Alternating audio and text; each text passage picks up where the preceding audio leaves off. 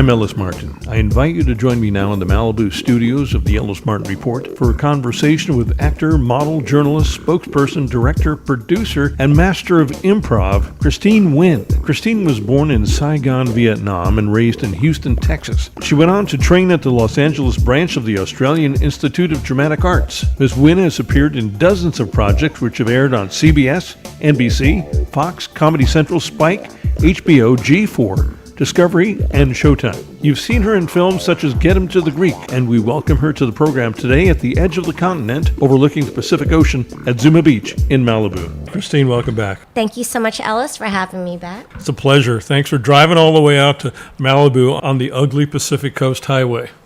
Well, you know what? It's funny that you say that, because as I watch the ugly, gonna have to chuckle at that Pacific Coast Highway. Yeah, you didn't have to twist my arm too hard. You know, it's like, give me a glass of wine, give me a mic, give me a great view. Wow, life is tough. Actually, it is right now. Well, I know we sound like we're entitled right now, and maybe there's a little bit of that. I'm not speaking for you. Blessed. I like to call it blessed. Let's call it blessed, but I like to think I know I earned my spot here on this planet. I worked hard for it. I've been without. I've been poor. I've been homeless in my past. I've starved. I get it. Whatever I have now, I've earned it, and I'm not flaunting it in anybody's face. Unapologetic is good. I always say unfiltered, unapologetic, unabashed. Sometimes you're unaware. Sometimes being unaware is good too. I think I'm unaware a lot. Unaware is good because you're naive, and naivety is something, there's a charm to that. So that's how all these cool things happened to me in my life. I was so naive. Yeah. And shy and, well, nice. You know, is nice the same as being charming? No. Charming is affected, I think. You think? Charming to me is an affected manner. Nice is something that is just in you, you know? Okay. The reason I say that is because you can be very charming. I think of all the charming men I've met and how in the end it was just an act. Do you think I'm charming? I think you're very genuine. Oh, okay. That's what I would say. Okay. Charming to me, but then I've been through much more. I've seen more than other people have seen. Mm-hmm. I sat back after all my different episodes and I've realized certain types of people. And I don't think charming is okay. To me, charming is cute, but I don't think it's genuine. Do you think it's wrong to turn on the charm? Not at all.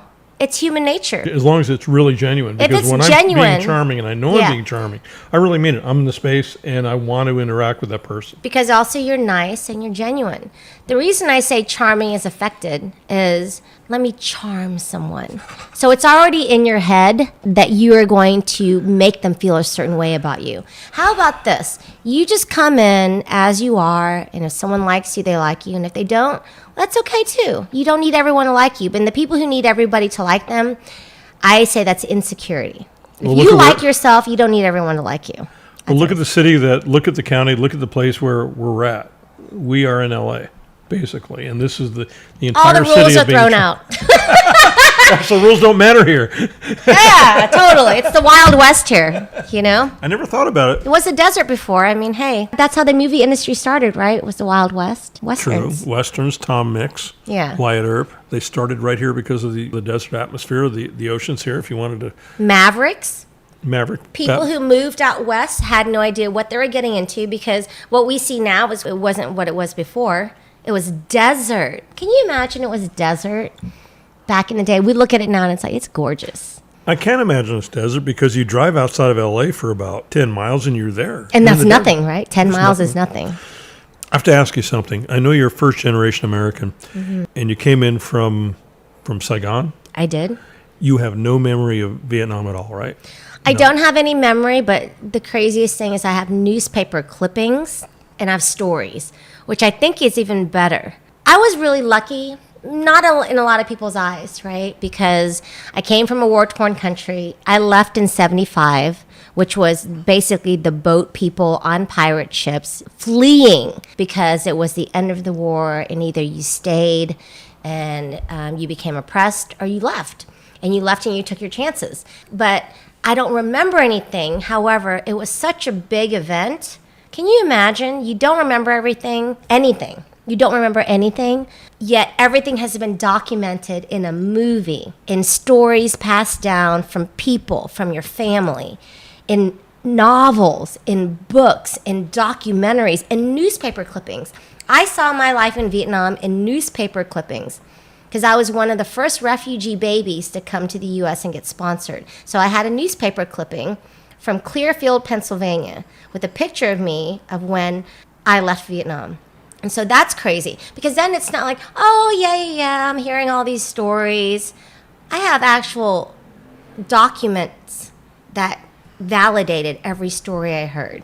And so I don't remember anything, but it was such a big deal that I know everything. Does that connect you at all to what happened back then before you were born and when you were an infant? Does it connect you to that culture? I'm going to be honest, it didn't until I get older and I realized I still speak Vietnamese. You know, I still have a lot of the old world culture in me, even though you could almost say I was first generation here. Not really. My brothers were born here. I wasn't, but I grew up here. But it connected me because I was still the one at home speaking Vietnamese with my family, whereas my brothers, they struggle with it a little bit. And then the world started changing around us, right? I remember being in Texas when there were not a lot of Asians.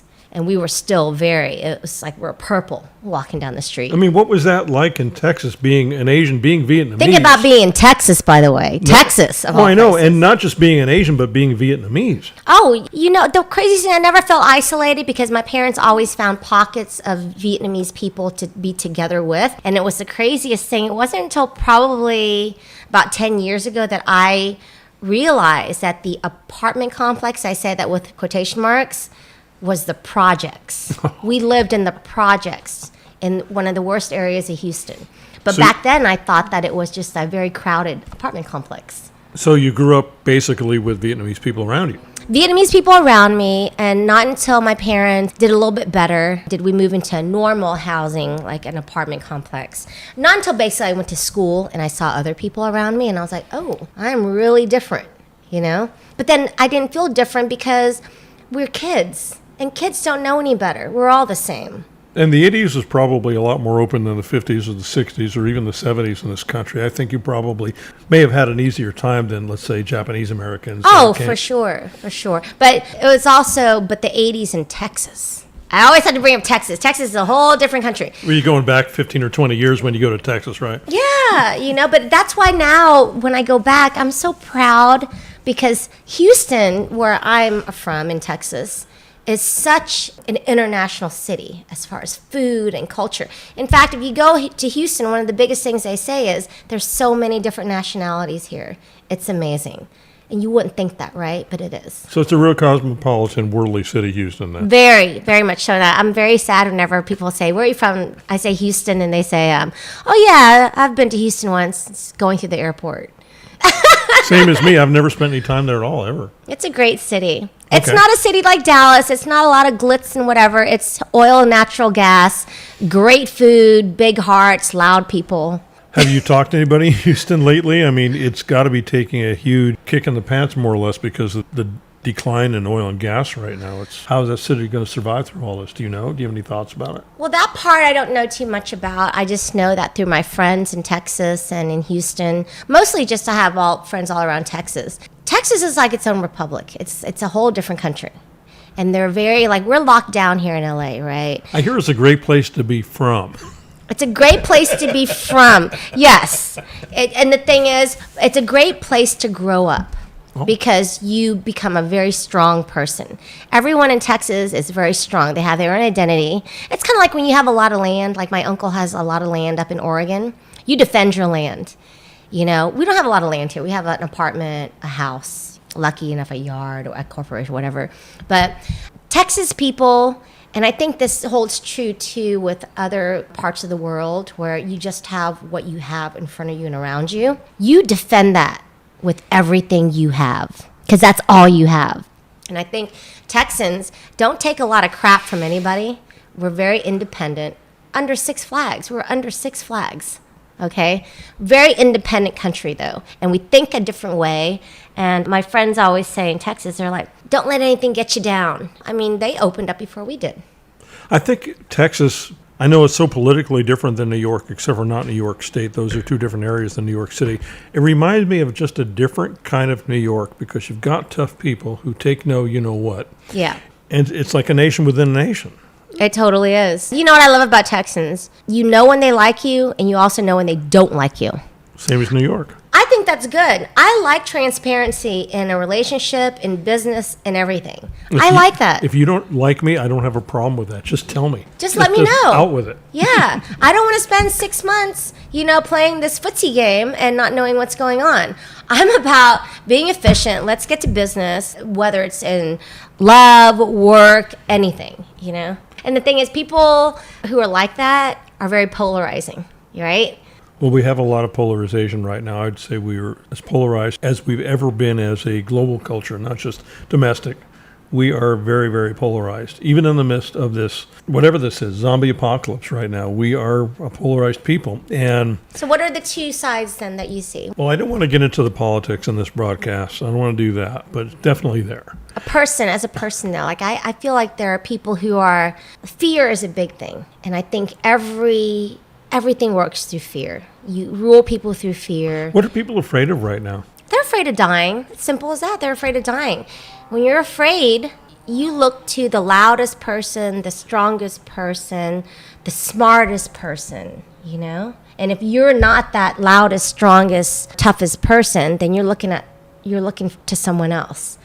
And hopefully the strongest, toughest, loudest people are the ones who care about other people and not just about themselves. I think that's the biggest thing. I think this whole pandemic brought about people's inner fears, people's inner weaknesses, and you start to see cracks in people. These are things that people don't discuss. No one talks about their inner fears or weaknesses. But if you do, I've never been in like a 12-step program or anything like that, but I hear, this is not a joke, by the way, those jokes, I hear that the first step in becoming better at anything or making amends for some weakness in yourself is to acknowledge that weakness.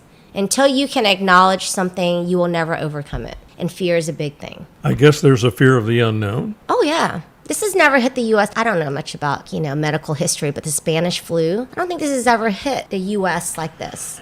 We haven't had anything since 1918, and that was a huge pandemic. And if you go to any of these old cemeteries around the country, around the world, you see a lot of deaths around 1918, 1919 from that pandemic. Yeah. Now, I don't have fear of catching it, but you don't see me going to any crowded places at all. Not that they even exist. I never liked that to begin with. So my fear of actually catching it, and I'm knocking on wood when I say that, is pretty small. Doesn't mean it can't happen.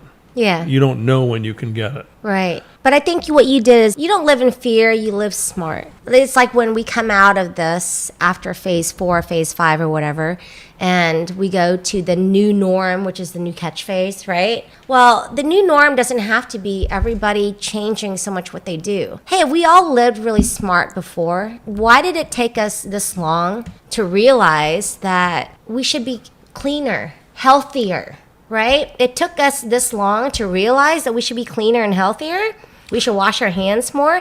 Well, it brings up to what's the other point, which we were talking about this other day. We were on the phone, we were kind of chatting, and I was saying to you, I really feel that the more people get neurotic, neuroses are horrible, but the more you get neurotic about something, you overdo everything. And you know what happens when you overdo everything. It's like greed. It's going to bite you in the butt.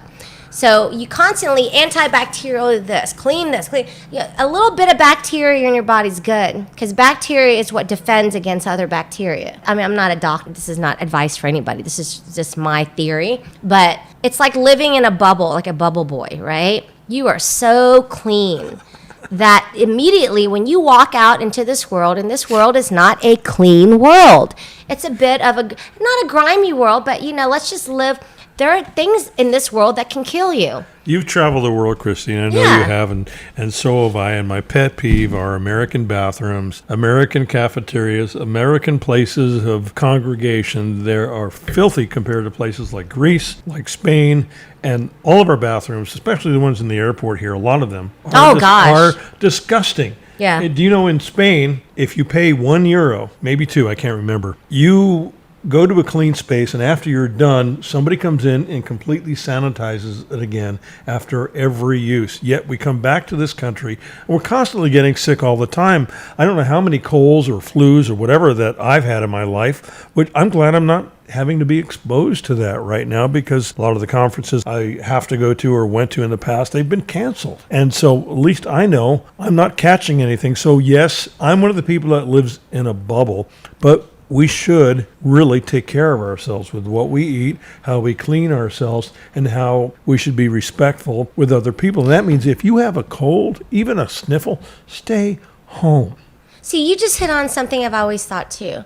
Be respectful of yourself, because when you respect yourself, you respect other people too. When you live slovenly, when you just don't give a crap, if you throw a napkin on the floor and you just let it sit there thinking someone else is going to pick it up, right? But are those people even listening to this broadcast? I mean, is there any hope for people like that? I'm yeah, sorry. They're listening because they're all at home right now because you got nowhere to go.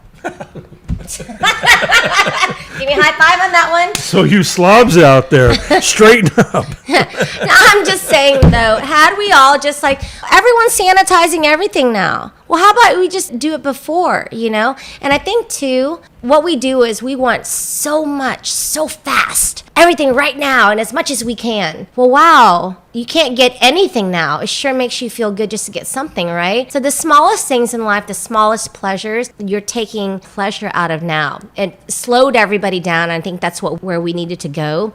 Things are moving way too fast. I love progress, but things are moving way too fast, right? To where you didn't even enjoy it. Right? That used to be my world, but I stepped out of it before this when I moved out here. Malibu, for those of you that are listening that haven't been there, I know it's perceived as a special, elite, wealthy community. It is that for a lot of people. For me, it's the country, and I'm still around Los Angeles if I ever need to get anything done there, and I've learned I don't. Los Angeles proper is now irrelevant to me. No, you used to be in that life, but you slowed it down once you came to Malibu. That fast lifestyle, I didn't see, and I've used this word before, I didn't see any currency in it. There was never any return on the investment. Why did it entice you to live it? I was younger.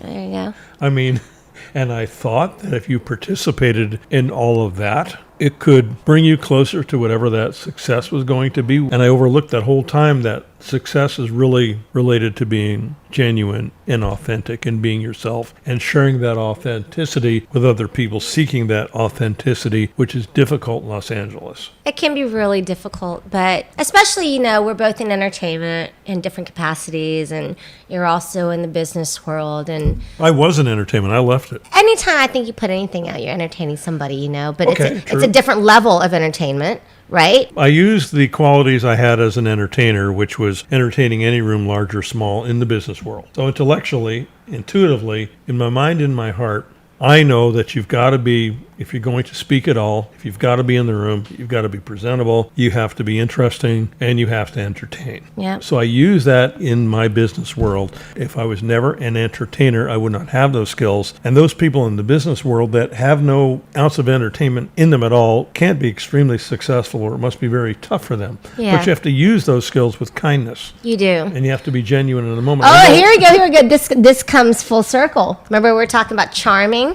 Okay. Okay. So you have to be able to use those skills, but unless they're innate in you, you are just charming someone. And I think a lot of people can immediately sense when you're giving them an act or when something is real. So it's genetic. You're born with it. A lot of things you're born with, a lot of things too. Being born with something is like from fetal to whatever. I say you grow into the person that you are. You will always be the person you are.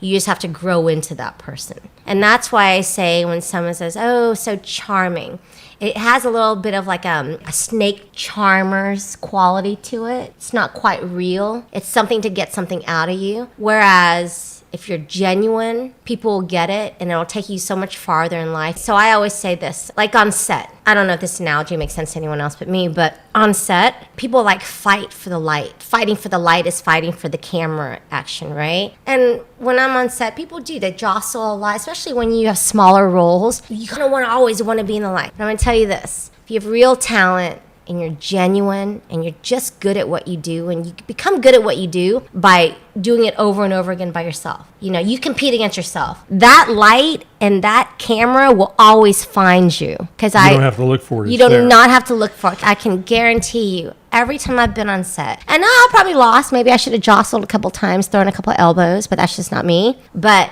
the camera usually found me, or the light usually found me. It might have taken a little bit longer, but in the end, it finds you, and when it finds you, it's glorious. And there's people behind those cameras and those light, and they want it on you. Exactly. Because they like you. Yeah. And the thing is, as a person, I think it makes you feel better. It's kind of like this. If you don't tell anyone about an audition and you get the role, you weren't the best person. You're the only one that showed up, right?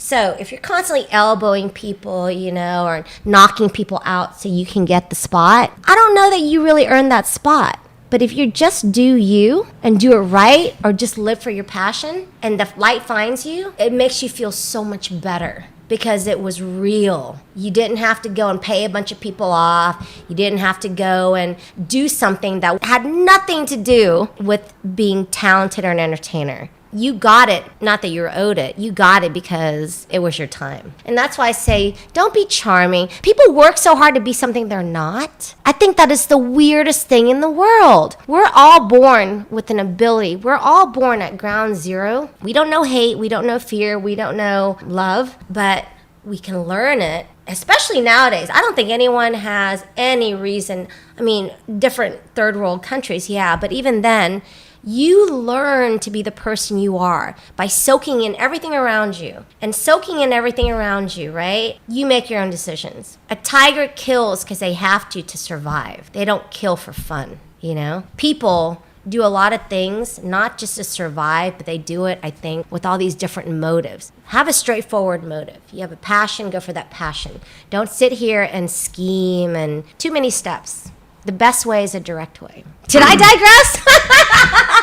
I just went on a tirade, but that's how I feel.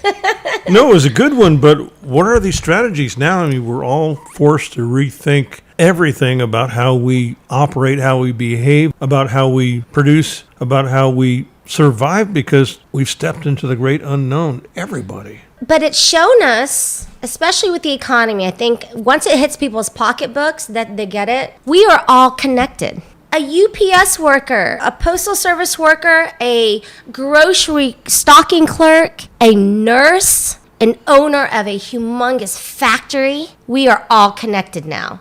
And that's the thing is, I think people saw too many layers of society, but when you get down to it, we are all connected in a way. And unless we all work together, we're not going to make it as a society. So when they do get out, which is rare, like everybody, right? We get out, we go shopping for food that we need. I'm finding that everybody's more cordial than they've ever been. Here in California, here in Los Angeles, Yes. people are nice because really, and that must be an innate quality that's been quashed all these years. People were afraid to be nice or couldn't be bothered with No, it. couldn't be bothered, not afraid, couldn't be bothered, did not have enough time to be nice. How long does it take to be nice, by the way, right? No time. Nothing at Nothing at all. all. But I think people didn't value each other. We valued our time on our phone. We valued our time on Netflix. We valued our time on our internet. We valued our time being able to answer 50,000 emails in one day. We didn't value each other. And the funniest thing is, guess who made all this technology? People.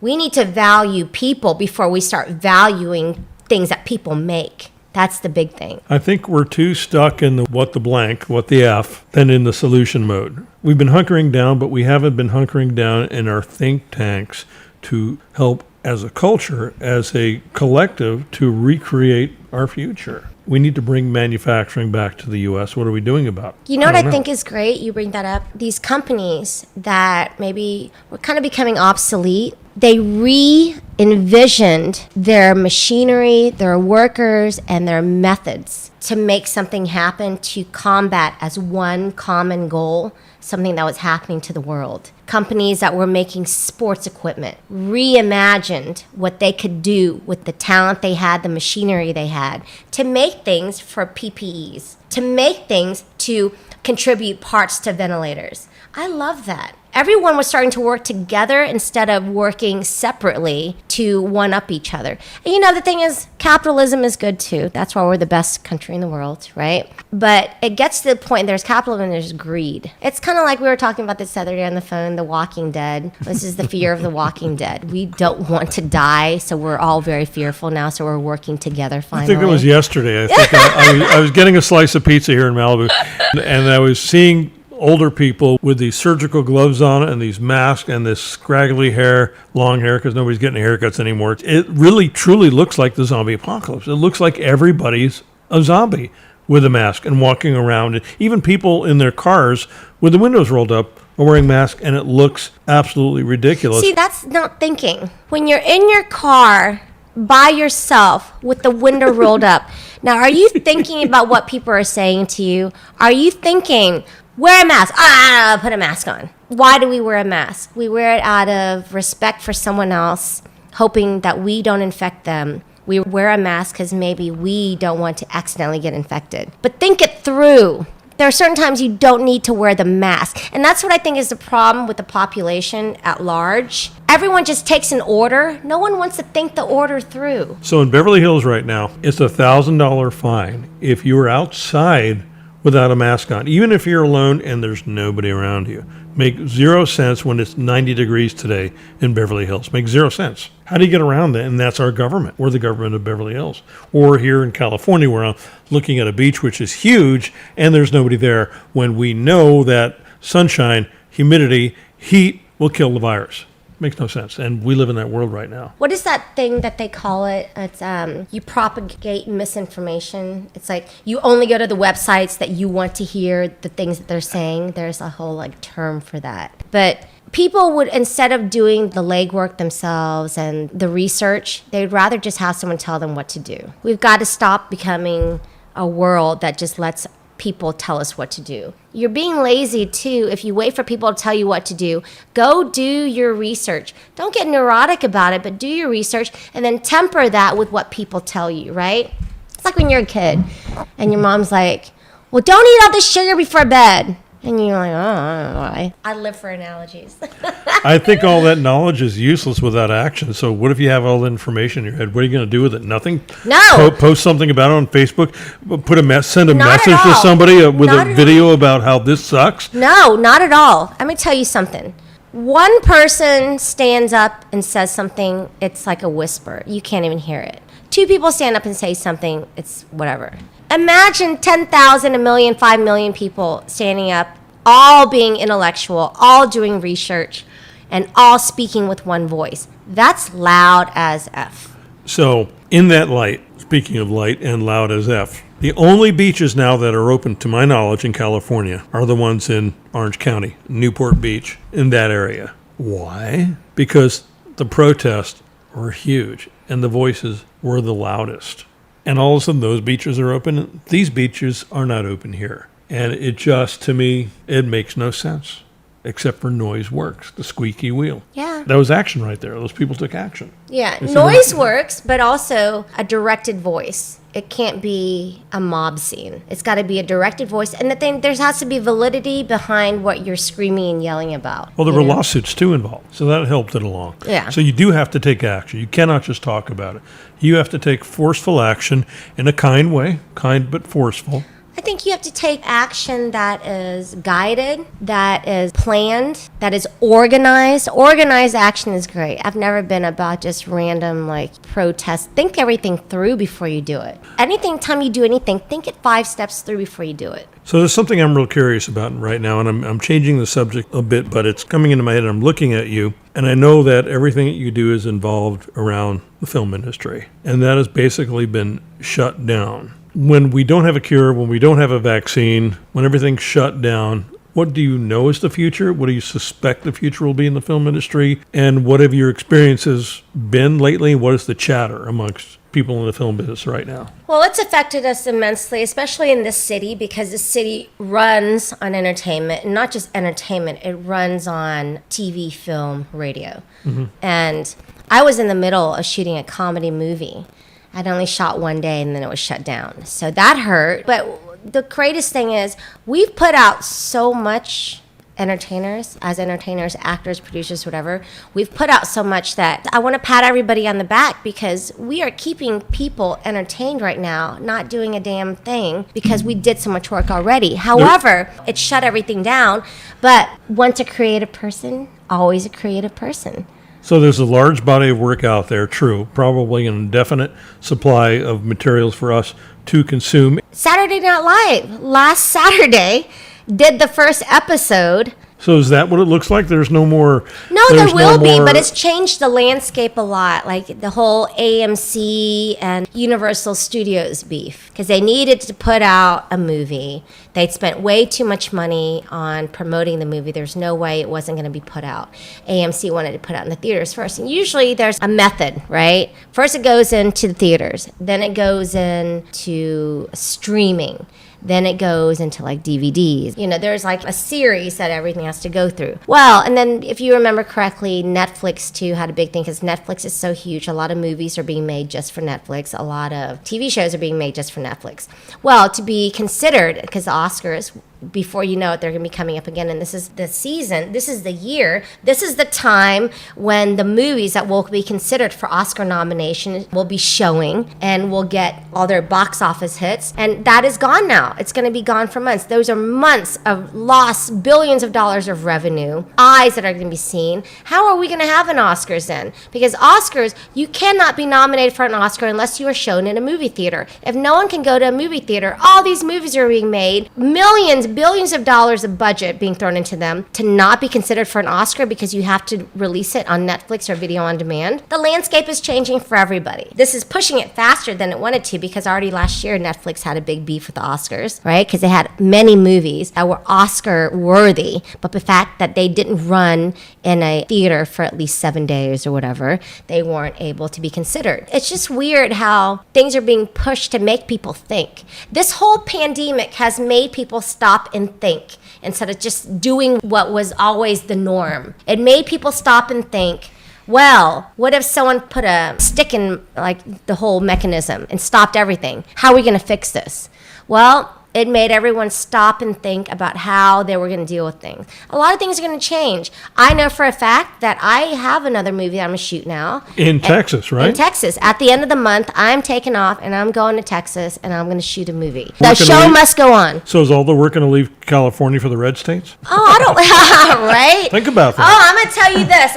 If you haven't heard it yet, you heard it here first. Look at Georgia. That's a thought. That's a huge incentive. Seriously. That is a huge incentive, you know? But everything's tied to everything, and if you can't get on a plane, you can't go.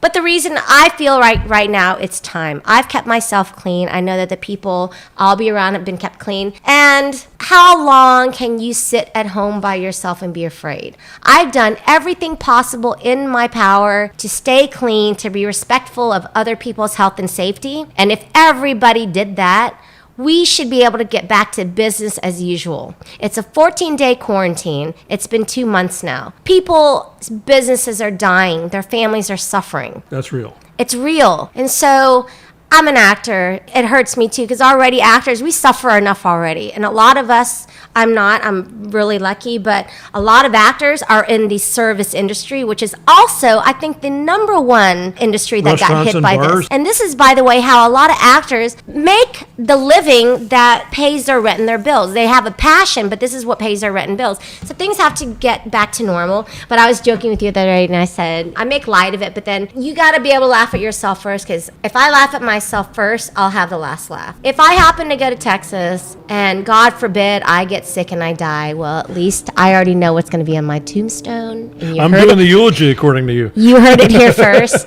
It will say, she died for her craft. That's the ultimate I could have given, right? Are you planning on something? No, I'm not planning, okay. But that would be, but at least, you know, dun, dun, dun, dun, foreshadowing. Let's lighten this up a bit. No more death. Yeah, but seriously though, it's like if we all did the best that we could, and that's the biggest fear, right? That you do as much as you can, but the fella next to you, the woman next to you, they didn't do as much as they could. We need to start respecting ourselves so we can respect other people. A kinder, gentler way of life. Yeah. Not me, because you are not just you. You're connected to everybody. And trust and believe everyone's connected to you. You can be as clean as F. that person next to you in line might not be clean and stuff. And you can sterilize all you want until the bleach runs out on the aisle at Walmart or at Target or wherever you shop. I can remember specific instances where I got very sick and how they started. I might have been sitting next to a bar when a friend invited me down for a drink. Knowing he had a cold, he told me he had a cold. This was last year over at my friendly bar down here in Malibu, the Sunset Restaurant. You've been there. We had oysters together there. And he said to me, "Oh, Ellis, come on. It's okay. I'm over it. And I should be good." So I'm thinking in my head, okay, he told me he's fine. He should be good.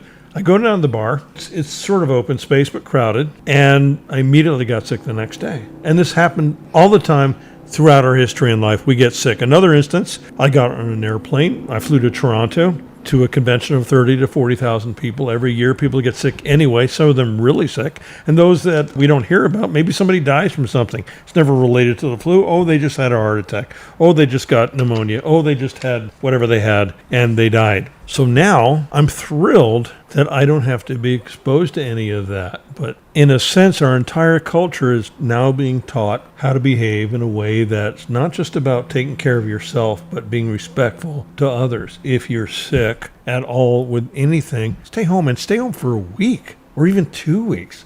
And that goes for everybody, though, but it trickles down. A lot of times, the reason people not to go out, that's just plain selfish right there. But people go to work sick because, they need the money. Because they need the money, and also there's not rules in place, or regulations in place where they say, if you are sick, do not come to work. Because there are sometimes, the show must go on and all that stuff, but no one wants someone sick on set. Then there's the people that take advantage of that, though, too. Oh, yeah. See, this whole thing is like, well, if I'm sick or I say I'm sick, I don't have to go to work. I was thinking that. And then I get paid for it. I was thinking that, too. So it all comes down to, not going to work. Hey, if we all do the right thing, you know what the right thing is. Don't sit here and go, oh, well, what's the right thing? You're on such a high horse. You know what the right thing is. Because even if you say, I don't know what the right thing is, I kid you not, in your mind, you know what the right thing is. You know better. You just don't do better. You just need to do better now and stop pointing the finger at everybody else. You need to take responsibility for yourself. You keep yourself clean. You keep yourself healthy, and you do what you need to do. And if everybody were to do that, I don't think we might be in a situation like this. But there's greed, and there's thinking I can get away with something that someone doesn't think I'm doing. Well, in the end, it hurt you because too many of us did that, and in the end, it hurt everybody. It's just a very weird time right now. But what I realize as I look around, like you said, people are being kinder to each other. The smallest things are really being enjoyed right now. And these are things that were free for everybody. Walking outside, jogging outside was free for everybody. Going to work that everybody complained about was there for you. Everyone complains about work, from the smallest job to the biggest job. Well, shoot. You're not working at all now, right? You sure missed that small or big or whatever time-consuming job. We complain so much. See, I haven't been in that particular workplace you're referring to now, and you have because you've worked on set a lot. I left the acting world a while back, and I may return again. I don't know. Oh, we don't complain about being on set. We love being on set. Exactly. No, I'm just saying that there's this, like anything, though, or let's say oh God, it's been 11 hours on set. Oh, whatever. This is me ranting. I can't stand complainers. I just can't stand people who complain. Well, there's a lot of them around, and they're sending us little messages about the coronavirus one way or the other, and I don't want to read any of them. I don't want to see these videos. You know what makes me, this is going to make me sound terrible, but like I said, I'm unabashed, I'm unfiltered, and I'm real. It's a thinning of the crowd. You'll probably edit this out. The ultimate, no, I won't. But the ultimate eugenics. Yeah, and I honestly don't. This is eugenics. I honestly don't right care now. Because I've told this to my closest friends. Darwinism and at its this is best. what I'm saying. It's a thinning of the crowd. She's a Darwinist. It's like lemmings, right? If every year. If you suck, you're gonna die. Hey, it's survival of the fittest, and it's just not. The fittest is not the strongest person, the smartest person. The fittest is the person that is an all-around, all-world person. And when I say all-world, I'm not a big friggin' tree hugger. Okay? You're from Texas. Do they exist? And I eat meat, and I wear leather shoes, and I do all that stuff. But what I know is that whenever I can try to make the right decision, I do it. And there's just a lot of people who make a lot of dumb decisions, but they want to blame it on everybody else. So when bad things happen, I always say to this, I'm going to still be standing. I hope you are too. But if you're not, we live in America. You have everything at your will, your disposal, and your power to make yourself better and to learn and to be powerful, and yet you choose not to be and you want to blame it on someone else. Well, then it's a thinning of the herd at this point. Wow. As in every kind of war, and this is a war, right? This is a war on humanity. This is a war. This is a war. On health. This is a war. Okay, and there are a lot of casualties, and there's a lot of friendly fire, and I feel terribly for those people. That's just life too. I've lost a lot of people early on that shouldn't have been lost. This is just life. We can't sit back and keep on crying about it. We need to move on. Being born into this world on this planet is a luxury, by the way. It's a luxury. Through your mother's womb, you come out, and it's life, and it's a blessing, and it's a hardship from time to time. And as you said, this is life. It's a race you might not have wanted to run, but you're here, right? And so run it. My thing is, like, I'm big into sports too. I don't believe in this whole like giving up thing. People just want to give up. I've starved before. I've had nothing before. I never gave up. Pretty gal like you. I find that hard to believe, but I take it. I had 2 rows of teeth like Shark. I'm not always pretty. I came out of this like caterpillar thing. But my thing is, it's time to stop boohooing. Be smart. Do what you think is smart. Read. And the biggest thing, stop blaming other people for everything in your life. Oh, let's blame Trump. I'm not getting political, but I'm just saying, people want to blame everybody. Hey, you're still alive and you're still breathing. You're good. That's just chatter. That's noise. Yeah, you're still alive and you're breathing. You are good, man, woman. You are good to go. So what's next? I'm breathing. I'm alive. What's next? So you and I are entrepreneurial. We've dealt with these situations our entire life. Most people don't know how to do this. So tell us, what do you do if you've never been entrepreneurial? How do you fix yourself? What is it? Well, I'm sorry. Okay, let me take all your clothes off and throw you in the woods. I bet you anything you're gonna find a way to put something on yourself to cover yourself. I bet you anything you're gonna start tasting stuff. Yeah, that's true. You're gonna start tasting things to see what you can eat before you die. We're not in that situation, but kind of like all the medical people say, act like you have the virus to survive the virus. Life is not a war. I mean, I'm a refugee, so everything's a war to me. A fun one at this point. But life is not easy, and you got to be a survivor. Like, now more than ever, this is not just an analogical thing or an analogy. Oh, you gotta be a survivor. You gotta be a survivor. You don't want to die. You don't want to give up. And you don't want to sit here and it's doomsday. It's not doomsday. Wherever you are right now, you're locked up, you're in quarantine. Walk outside your door. If you live in a building, walk down outside your front door. You don't think people are doing that? Kid you not, Ellis, I think probably more than half of the people are really taking this to heart and going, I can't even walk outside. I watch the news. I read all sorts of different things, all sorts of newspapers all around the world. There's always going to be extremists. And extremists, unfortunately, with the internet, can be heard as well. They cause people to panic. Walk outside. The sun is still shining. Until that sun stops shining, until the world stops revolving, until the moon does not affect the waves anymore, we're good right now. We are good. We are very good. We need to be better, but I think the cosmos put us on a timeout, right? Bad boy, bad girl, for taking advantage of everything you've been given. You've been given a good life with breath. The most amazing, priceless machine in the whole world, your body. You can't take care of that? That's it? I'm going to give you a Ferrari and you're going to put sugar in the tank? That's a good analogy, though. Don't let me get in on the sugar kick. Oh, Lordy. This is what quarantine's gotten us to. But everything we're saying today, everything Ellis and I are saying, I think, take it to heart. If not one thing we said just now, right? If not one thing we said just now strikes a chord in you, you need to put a mirror to your mouth and see if you're breathing. Because if nothing we said struck a chord in you, you're not living. And are those people listening? If we're not striking a chord with them, have they tuned out? Have they not even bothered to listen?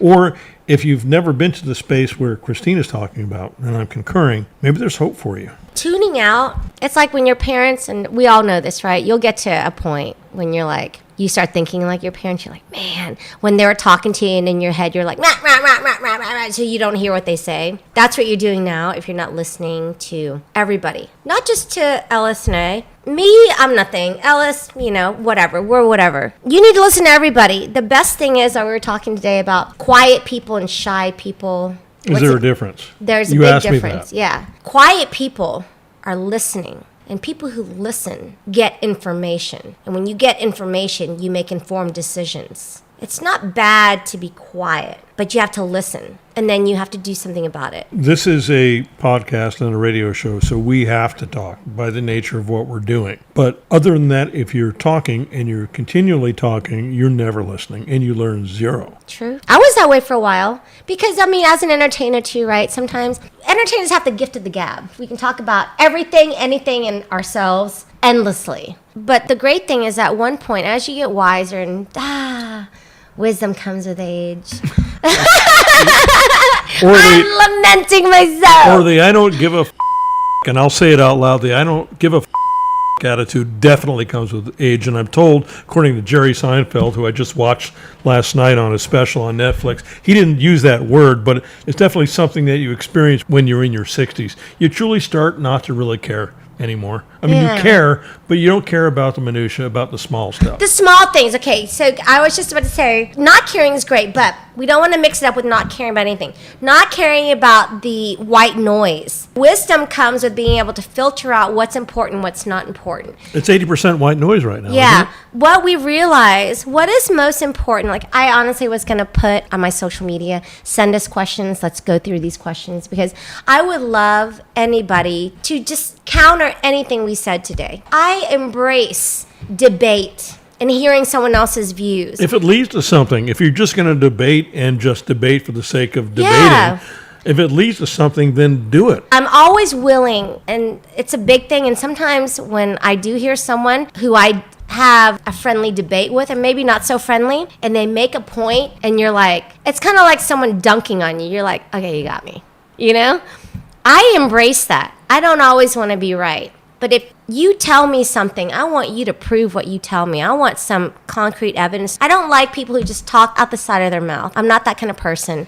I don't take what you say to me and then take it as like gospel. And I think that's what other people should do too. But don't give a crap about the white noise. There's a lot of chatter out there, and chatter is not good, just like gossip is not good. Gossip is toxic, and that's what chatter is.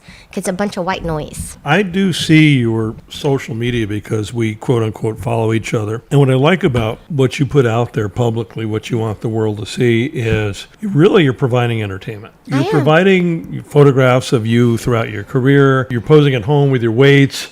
That's lightning. That lifts you up rather than trying to make a point. A point. So a social message. But you know what I'm doing? I feel like I do this. I feel like sometimes I lead by example. I don't tell people what to do with their life, but because I'm happy, I'm hoping that someone else is like, she's happy. Let me try it her way for a second. Because that's what I do quietly. If you follow me, trust and believe I follow someone else, okay? And let's take the best of everything. People are always like, you're so fake. You only see half of what I show you. I spend half my time on social media erasing, blocking. You're really good about scrubbing your own media. Yeah, scrubbing the negativity from it. Good. But I think about this. And this is with friendships, this is with relationships, this is with family. I want to give everybody in my life, and you are in my life by listening to this. You're in my life by following me, right? Anyone, Ellis, anyone who is in your sphere is in your life. Why would you give anyone in your life nothing but the best? It's weird to me if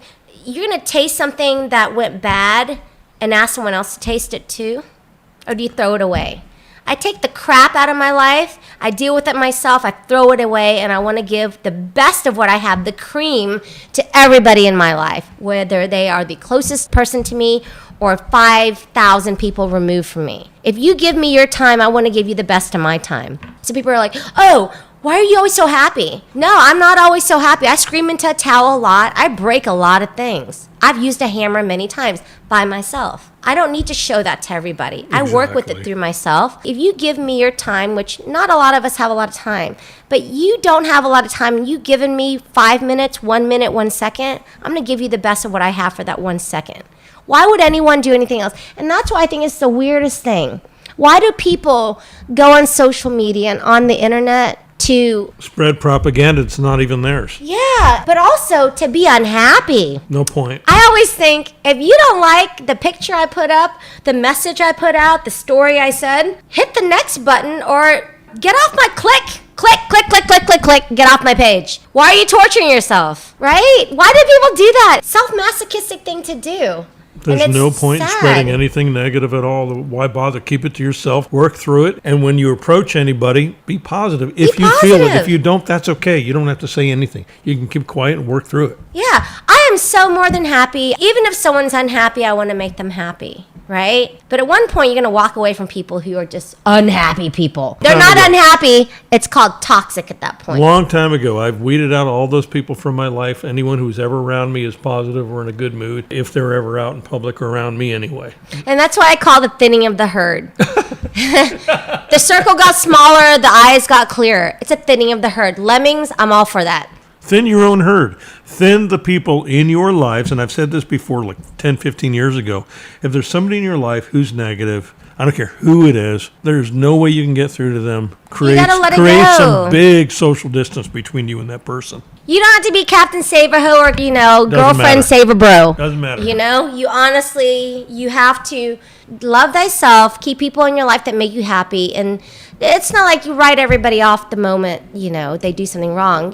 People have their ups, their downs. Every dog's got its day. But recurring things, I'm going to tell you some of the things that are the biggest toxins as far as people are concerned. And you let me know if you feel the same way. I think that gossip is bad. If you can't say something to someone's face, don't say it at all. You're a coward, and you are creating toxins amongst a group. And I think Taylor Swift said it great. Say it in a tweet, you're weak, but say it in the street, then I'll give you credit, or however she said it. That's a very good point. I do agree with you, and certainly there have been people who have irritated me in my life. But do you keep them there and keep on talking about them? No, let them go. Let them go. Bye-bye, Birdie. Great movie. Stepping back into my childhood right now with Dick Van Dyke and I think Bobby Rydell. And if you're not happy at what you're doing in life, Change it. change and it. now's a good time. Have you ever had a friend that is in a horrible relationship, a horrible marriage, family? God, you can't pick your family, but I'm saying immediate family. I have a lot of experience with this. You can pick your friends. You can't choose your family. But at one point, your immediate family. Everybody else is an acquaintance, I think. Ellis, do you ever write someone off? Done. Like, wash your hands, I'm good. Yes, I've done it. Does it take a lot? It does. Yeah. Have you ever thought to yourself, phew, the moment you did it? It took you maybe years or months or days, but the moment you did it,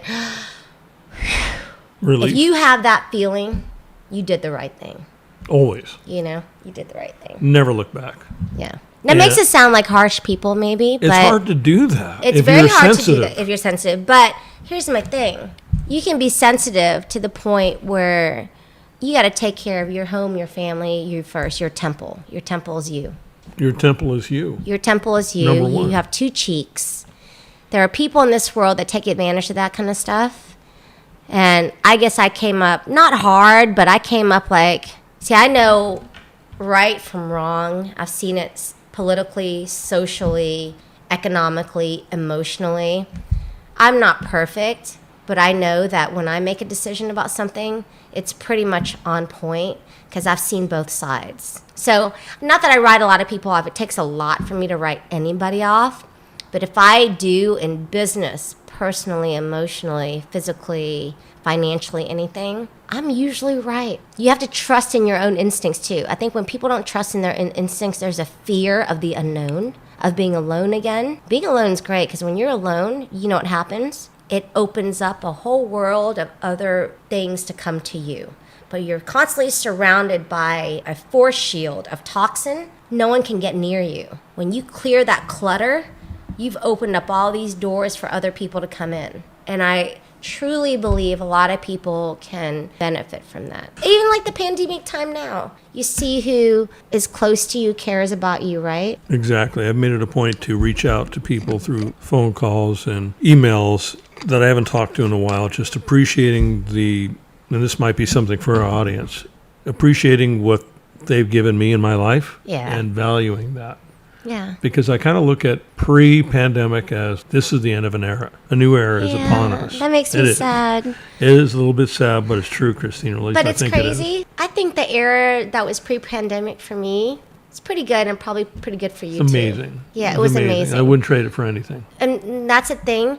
If you can always move on to another part of your life and never regret anything before that, that's a great thing. You know? I regret nothing except for More time. I could have been Better.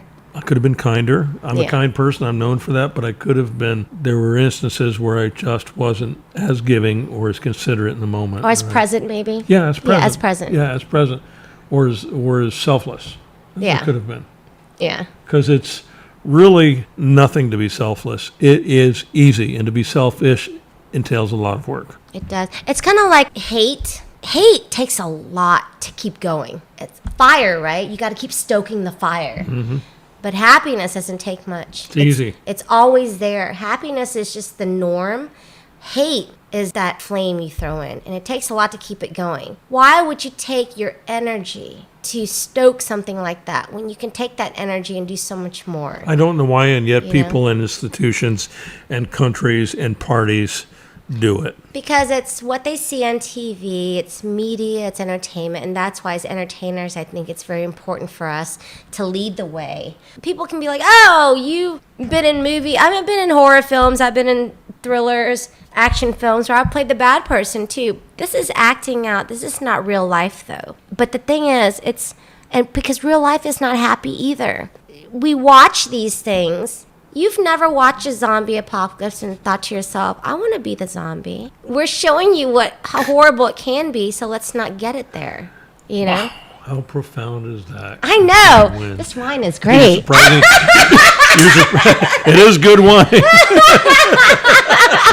This wine and this vitamin D and this human interaction is fantastic. Exactly. I'm home, baby. Are we breaking the rules a little bit today? Not at all. All right. Not at all. Okay. You got your shield. My shield, I actually have a shield in front of the In microphone. front of his mouth and his nose. I have a shield so the mic doesn't pop when I talk. You have a piece of foam around your mic. So And I'm clean, baby. me too. 2 Clean, months. Clean. 2 months. How Yeah, many days? 50 days? Almost like over 50 days? Yeah. Hey, I'm not telling you to leave your house, and I'm not going to leave my house. I hang out with people slowly rejoining life again. Because I can't stand that.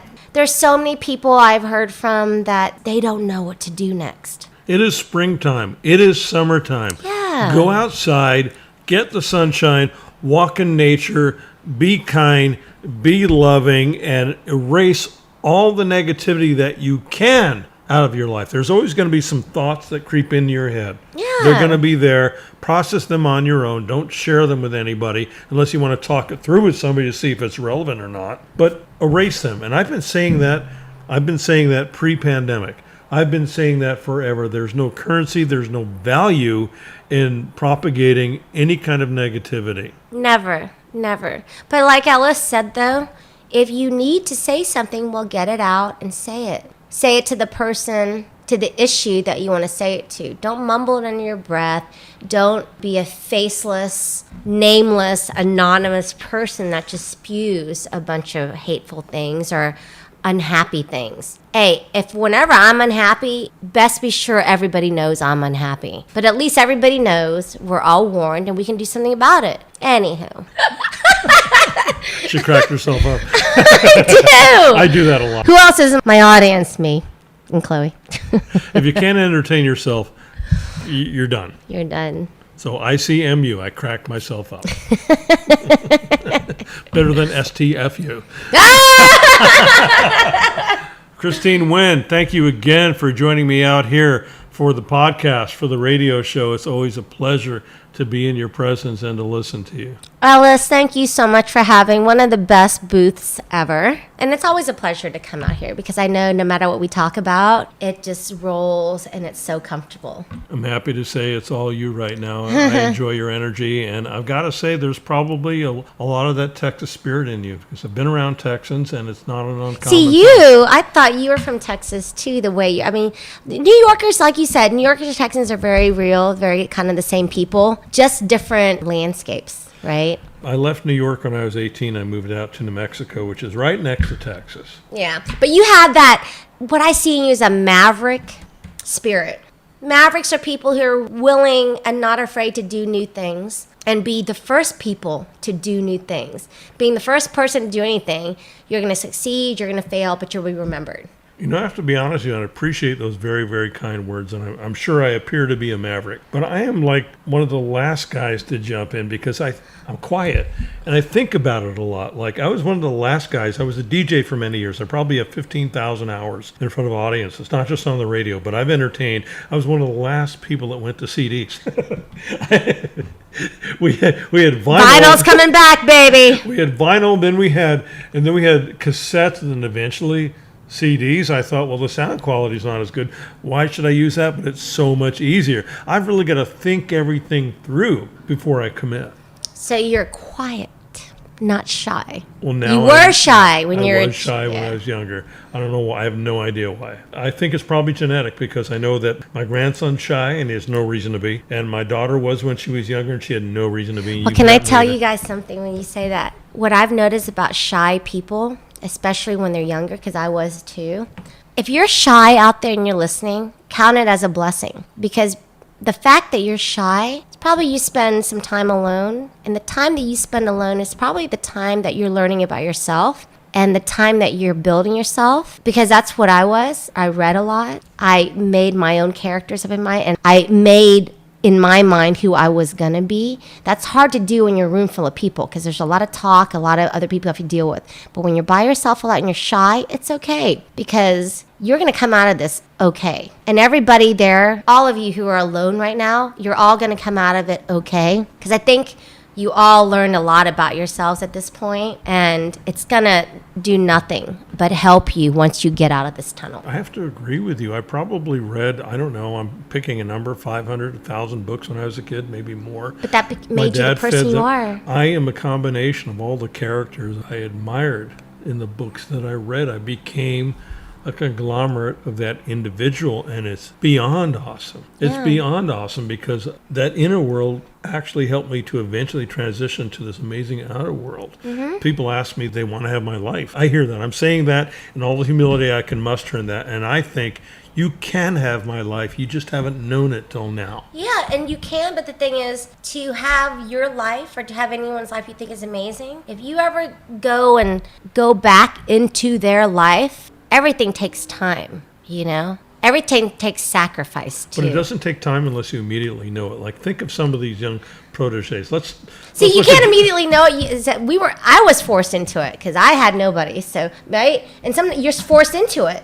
And that's why some people who do really well now, they were forced into being who they are now. But who they are now is amazing. So every time you feel like you're at a point in your life where everything around you looks so much better, you need to sit back, and it's not always that way. Because people always want to be around a lot of people. I'm a proponent, this is a bit like drastic, but I think time alone is good because it gives you introspection. Not to say everyone needs to be depressed, but the times when I'm always happy, I realize when I'm always happy, I'm not always creating something. I'm just being happy and having fun. When I'm not happy is when I stop and I think about, why am I not happy? And I start to be introspective and I start trying to figure out plans of how I can be happy. Does creating make you happy? Creating makes me really happy. And what I realized too is really creating, I need time alone and I need time to think and have clarity. Clarity doesn't come with being in a gaggle of people all the time. So you just really, no matter what your mood is, if you're depressed, if you're feeling funky, you can make something of it. Acknowledge that. Take it. Create something and Roll enjoy with the it. happiness Seriously. that comes from it. Roll with that. Anything life gives you, this sounds so cliche, but cliches are cliches for a reason because they're true. Anything life gives you, you need to turn that wheel around, and you can. People will bring up, and there's always going to be, well, what if you have cancer? What if you have this and that? Knock on wood, I'm not going to, but if I do, that serves me, and I will make it the best 6 months of my life. But if you know you have limited time to be on this earth to do anything, once you make it the best time of your life, wouldn't you do the best you could? That's all I'm saying. And like I said already, if I go shoot this movie and I get sick and I die, I swear to God, you better have that etched in my tombstone. Wow, I hope this is not prophecy here. I know. Christine Wynn, how do we find you on social media for those of us who are not there yet? So on social media, I have Instagram. It's the number one, my name spelled out, Christine with a CH, Wynn, Nguyen. And my Facebook is the number one, Christine, and if not, then there's number one after it. And then on Twitter, it's NCRYSTEAN, and Christine. So, but if you just Google me, my name, I'm usually one of the first to pop up. Yeah, not to be full of myself, but I usually am because I've been in this for a while. Love you all, Ellis. I love you. I love you too, Christine. Thanks so much for joining me today. Pleasure. I've been chatting with actor, model, and journalist Christine Wynn at the Malibu studios of the Ellis Martin Report. Subscribe. It's free. Would you like to be one of the first to see who we are following? Subscribe to our audio newsletter. It's free. EllisMartinReport.com.